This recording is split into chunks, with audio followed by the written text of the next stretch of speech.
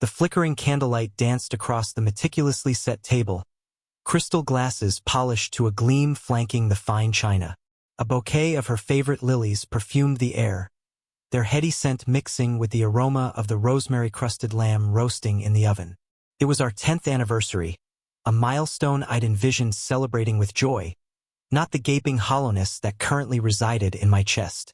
I checked my watch for the 10th time in as many minutes. 8:17 p.m. She was late again. Lately, late had become the norm. Rushed off with flimsy excuses about work deadlines and unexpected meetings.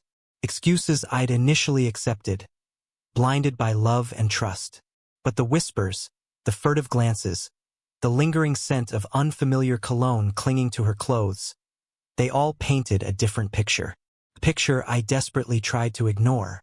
The key finally rattled in the lock, and the door swung open. Amelia stepped inside, her smile faltering as she took in the scene. "Wow," she breathed, her voice laced with surprise. "What's all this?" "Happy anniversary," I said, my voice carefully neutral. I watched her eyes scan the table, lingering a bit too long on the two-place settings. The blood drained from her face, leaving her looking pale and ghostly in the warm candlelight. "Oh," she stammered, her eyes darting toward the closed dining room door. I didn't realize. Didn't realize what, Amelia?" I asked, my voice hardening. Before she could answer, the dining room door swung open, and Paxton stepped out. Paxton, her colleague. Paxton, whose cologne I'd smelled on her scarf. He looked disheveled, his tie loosened, his face a mixture of confusion and dawning horror. Amelia's carefully constructed facade crumbled. "Daniel, I can explain." "Explain what?" I asked, my voice dangerously low. "Explain how you could do this to me? To us? It just happened," she whispered, her eyes pleading. "Happened." I laughed, a harsh, hollow sound. "Like a car accident? Like a sudden rainstorm? Infidelity doesn't just happen, Amelia. It's a choice. A series of choices, actually. Choices you made while I was at home, planning this pathetic attempt at a romantic dinner." I turned to Paxton, who was shifting uncomfortably from foot to foot. "And you?" I said, my voice dripping with contempt. "You knew she was married. You knew what you were doing." Paxton stammered something about not knowing the full extent of our relationship. A pathetic lie that only fueled my rage. I stepped toward him, my fists clenched. "Get out," I growled, my voice low and menacing. He didn't need telling twice. He practically scrambled out of the apartment, casting a terrified glance back at Amelia before disappearing into the night. I turned back to Amelia, who was standing frozen, her eyes wide with fear. The carefully arranged romantic setting now felt like a macabre joke. The lilies mocked us with their cloying sweetness, the flickering candles casting long, distorted shadows on the walls. "You lied to me," I said, my voice trembling with a mixture of anger and heartbreak. "You betrayed me. You destroyed everything we built together." Tears streamed down her face, but I felt no pity, only a cold, empty ache where my love for her used to be. I'm sorry," she sobbed. "Sorry doesn't cut it, Amelia," I said, my voice flat. "Not even close." I walked over to the stereo and pressed play. The first chords of our wedding song filled the air, a cruel reminder of the vows we'd made, the promises she'd broken. I watched as her face contorted in pain, the music twisting the knife deeper into the wound. "This was our song," I said, my voice thick with emotion. "The song we danced to as husband and wife. The song that symbolized our love, our commitment, and you desecrated it." I picked up the framed photo from the mantelpiece, our smiling faces staring back at us from our wedding day. I held it out to her. "Do you remember this day, Amelia?"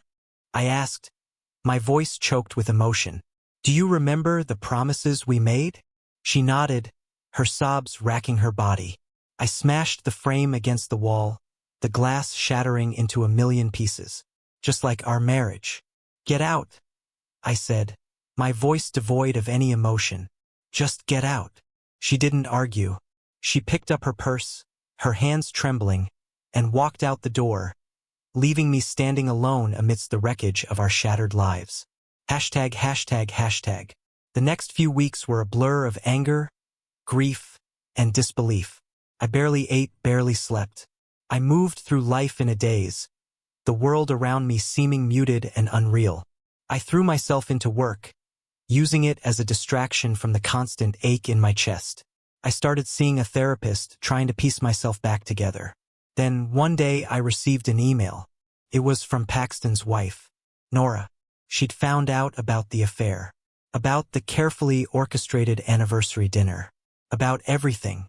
She was devastated, heartbroken, furious, and she wanted revenge.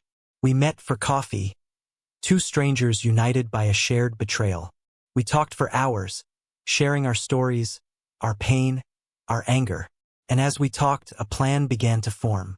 Paxton was a rising star in the financial world, a man with a carefully crafted image of success and integrity. Nora had access to his computer, his phone, his secrets. We worked together, meticulously gathering evidence of his shady dealings, his illicit affairs, his carefully constructed lies. We contacted his company anonymously, tipping them off about his fraudulent activities. We leaked information to the press, exposing his double life. We watched with grim satisfaction as his world crumbled around him. He lost his job, his reputation, his wife. He became a pariah, ostracized by the very people who had once lauded him. Amelia, too, faced the consequences of her actions. The whispers followed her, the judging eyes, the hushed conversations. She lost friends, respect, her sense of self.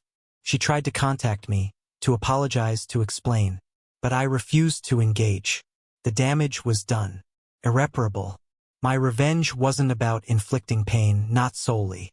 It was about reclaiming my power, about taking back control of my life. It was about showing them and myself that I wouldn't be broken by their betrayal. Took time, but I eventually started to heal. I started to rebuild my life, brick by painful brick. I learned to trust again, to love again. I found happiness, not in grand gestures and extravagant displays of affection, but in the small, quiet moments of genuine connection.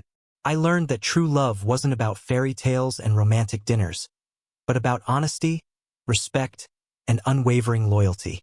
And as for Amelia and Paxton, I never saw them again. They became ghosts of the past, reminders of a painful chapter in my life. But they also became a catalyst for change, a painful lesson that ultimately led me to a stronger, more authentic version of myself. The scars remained, a permanent reminder of the betrayal I'd endured, but they were also a testament to my resilience, my strength, and my ability to rise from the ashes, stronger and more determined than ever before.